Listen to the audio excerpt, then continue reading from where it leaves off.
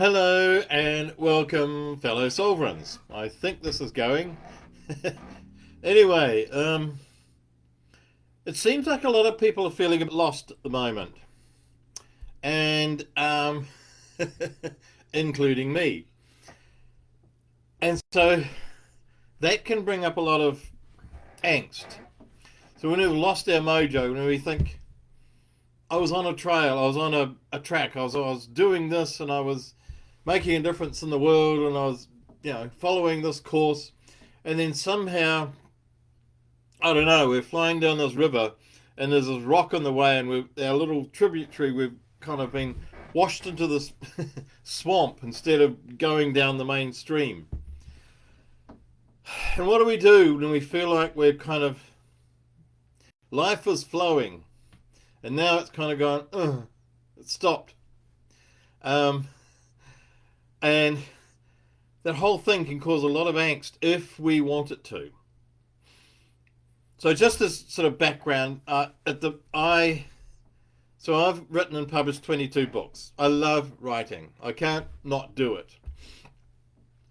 And also at the moment, as well as the 22, I've got probably another 16 books sitting in my computer. Already, some of them are really ready to go now. I just need to design a cover and throw on an ISBN, and 2 days later they're published. But somehow I've lost my mojo. For example, I've got 3 novels that I've partly written. One 60,000 words, one 40,000 words, and one 10,000 words. And I get all excited, and then I ran out of oomph. I ran out of, some call it writer's block. I'm not sure if that's what it is.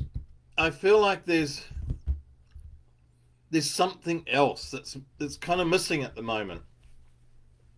And so I could be stressed about it. In fact, I was a bit stressed about it a week or so back. And I thought, Philip, just stop stressing. You've lost your mojo. You've got yourself lost. Stay lost.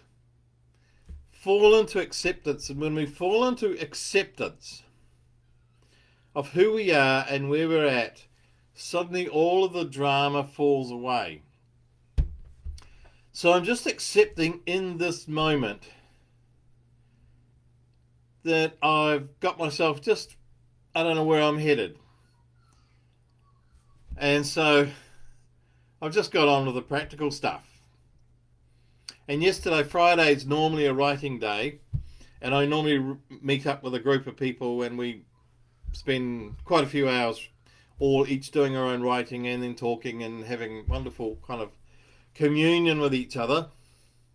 And I did that, but it kind of didn't work. I was just not there. So a few days ago, I just fell into acceptance. This is what's going on.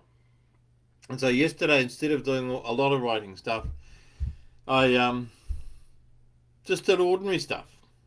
So I went and had a coffee with a friend, and then I came back home and I took another friend out to the airport. And then I went to the writing group, and I didn't stay half as long as I normally do. I just kind of didn't get into it. I was faffing about with my website and with the Carindale Writers Group website and doing a few sort of tidying up jobs, but I didn't do any writing, which is incredibly unusual for me.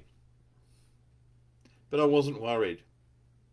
And I came home and I planted a whole lot of vegetables, and it was really lovely to see that. And so I'm doing the practical things. I'm just getting on and doing what's in front of me in this moment.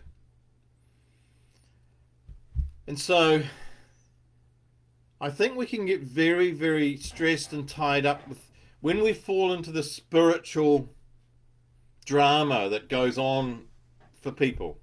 And I've certainly done it. I'm meant to be making a difference. What should I be doing in my life? What's my life purpose? And I should be doing this, and I have da da da da da da da, and suddenly God, the world, big guides, whatever you call it, all that stuff, all that, yes, doing this, suddenly it's gone silent. and direction has fallen away.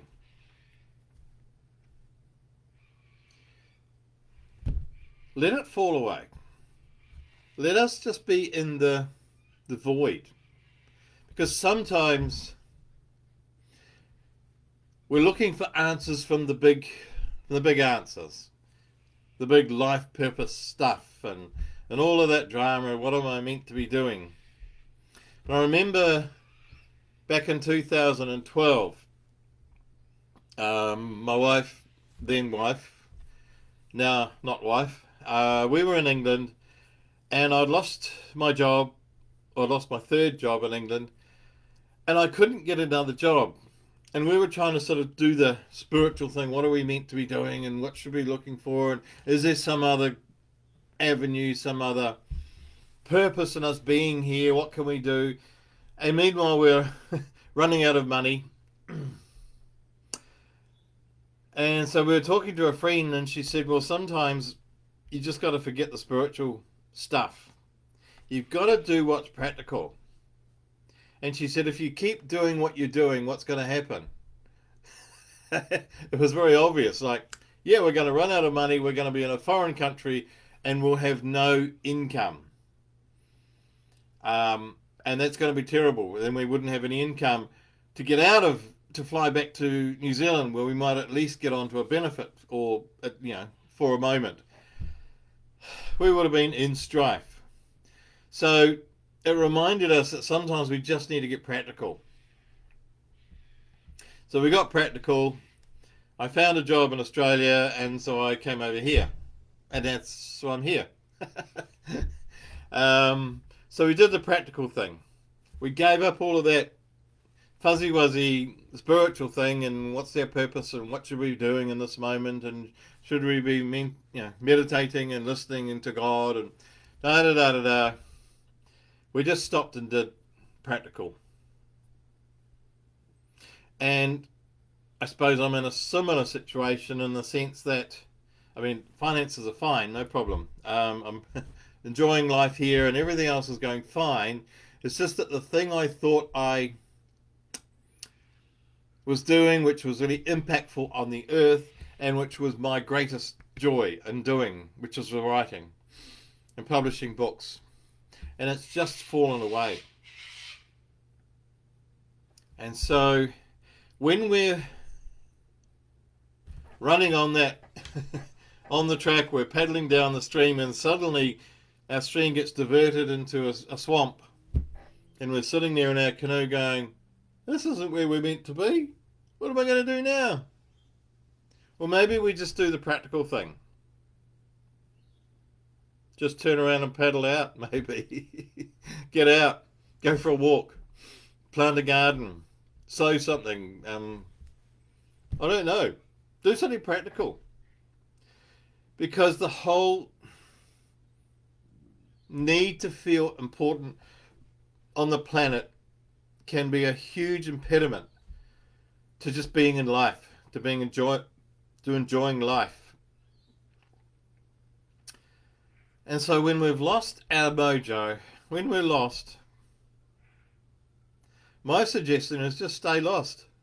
So I'm just moving my head because reflection for my glasses. It's no reflection there. Just stay lost. Just fall quietly into an acceptance and just go, well, to hell with life purpose in the moment. To hell with this great vision that I had for myself. Just, what can I do today? I'll go and plant a garden. Go and have a coffee. Go for a trip and see somebody. I don't know. Fix the car. Fix the sewing machine. I don't know. Bake a cake. Take a cake over to a neighbour who perhaps needs one. I don't know. Just do something practical. Do something silly. Something pointless.